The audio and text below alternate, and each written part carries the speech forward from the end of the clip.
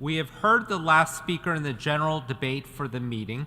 We will continue the general debate tomorrow at 9 a.m. in this hall.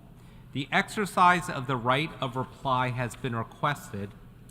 May I remind members that statements in the exercise of the right of reply are limited to 10 minutes for the first intervention and to 5 minutes for the second intervention, and should be made from delegations from their seat.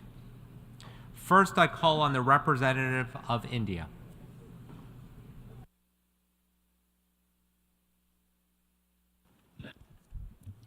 Thank you, Mr. President.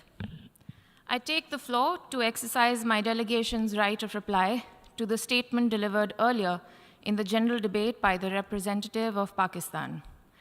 Pakistan has become a habitual offender when it comes to misusing this august forum to peddle baseless and malicious propaganda against India.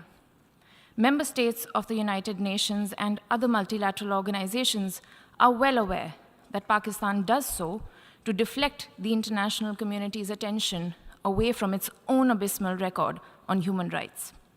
We reiterate that the Union territories of Jammu and Kashmir and Ladakh are an integral part of India. Matters pertaining to the UTs of J&K and Ladakh are purely internal to India. Pakistan has no locus standi to comment on our domestic matters. As a country with one of the world's worst human rights records, particularly when it comes to minority and women's rights, Pakistan would do well to put its own house in order before venturing to point a finger at the world's largest democracy. A glaring example of the systemic violence against minorities in Pakistan was the large-scale brutality perpetrated against the minority Christian community in Jaranwala in Pakistan's Faisalabad district in August 2023, where a total of 19 churches were gutted and 89 Christian houses were burnt down. Similar treatment has been meted out to the Ahmadiyas, whose places of worship have been demolished.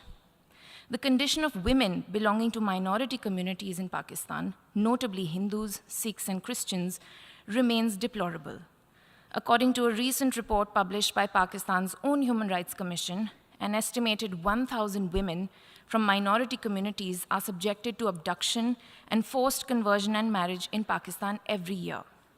Pakistan has been the home and patron to the largest number of internationally proscribed terrorist entities and individuals in the world.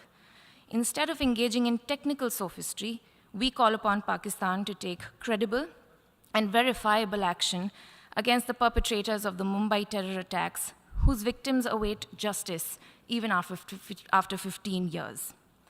In order for there to be peace in South Asia, the actions that Pakistan needs to take are threefold. First, stop cross-border terrorism and shut down its infrastructure of terrorism immediately. Second, vacate Indian territories under its illegal and forcible occupation. And third, stop the grave and persistent human rights violations against the minorities in Pakistan. I thank you, Mr. President.